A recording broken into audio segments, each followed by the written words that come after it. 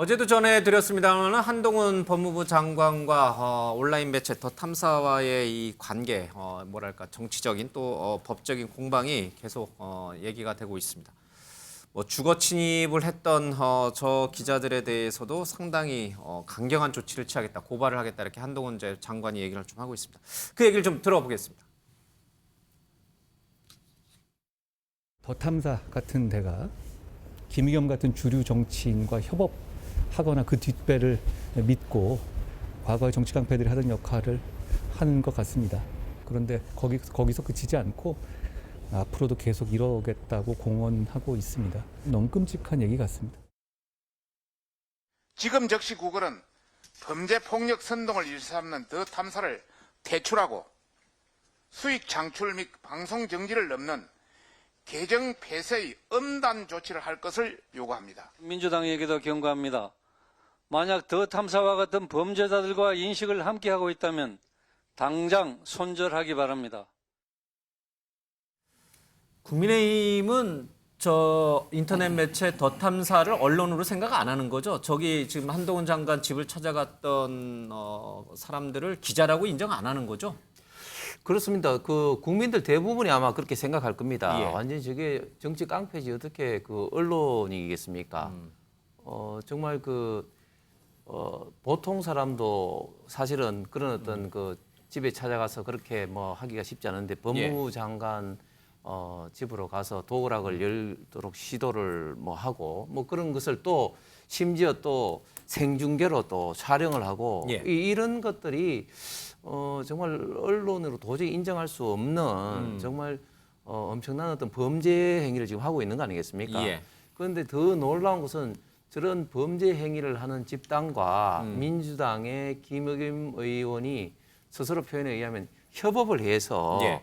청담동 이런 어떤 가짜 어떤 술집에서의 사건을 대통령과 법무부 장관을 또 연결해서 이런 식으로 공격을 하고 예. 거기에 또 민주당이 또 당 전체적으로 또 동조를 하고 이런 상황이 지금 발생하는 거 아니겠습니까?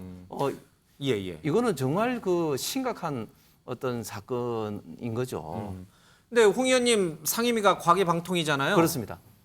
그 유튜브라든지 뭐 이런, 그러니까 이제 저희 같은 이제 허가받은 이제 방송사들은 여러 가지 이제 방송 심의 제도가 많아서 상당히 제약이 많아요. 하고 싶은 말이 있어도 제대로 못 하고 표현을 정제해야 되고 여러 가지가 많은데 유튜브 채널들은 그냥 뭐 무차별적으로 질러대잖아요. 그거 통제 못 하잖아요, 법적으로. 그렇습니다. 이게 유튜브 방송은 이게 방송이 아닌 어떤 통신 영역이기 때문에 그러니까요. 사실 방송보다는 굉장히 좀 자유스럽고 하지만 방통위 특히 방심위에서는 적절하게 그 조치를 취해야 됩니다. 예. 예를 들면 이번에 유가족의 동의가 없이 이태원 참사에서 희생자들이 어떤 나간 이런 것을 이제 그 방심위에서 한 82건 예. 정도 이렇게 이제 정정 내지는 삭제 조치를 했는데 예.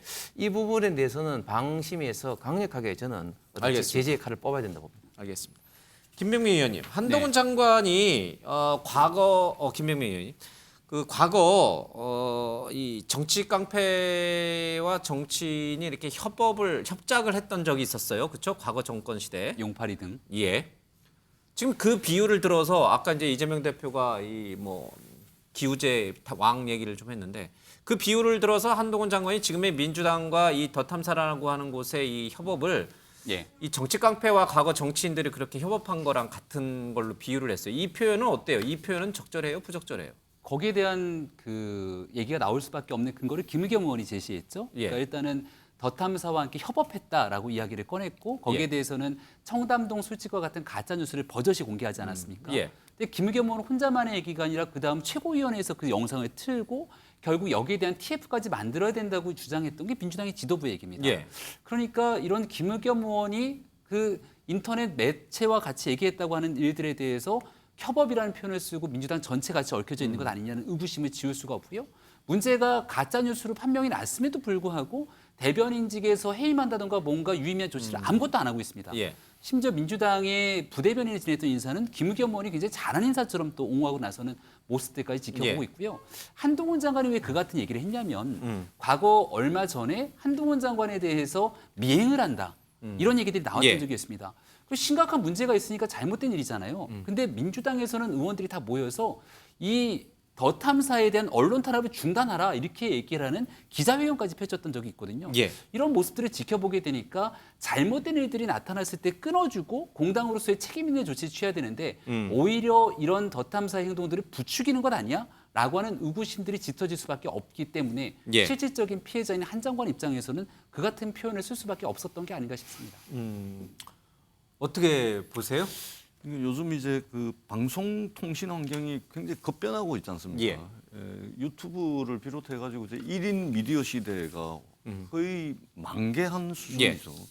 표현의 자유를 넘어서 가지고 특히 유튜브 같은 경우는 그 문제가 되는 그 사건들도 굉장히 많지 않습니까? 예.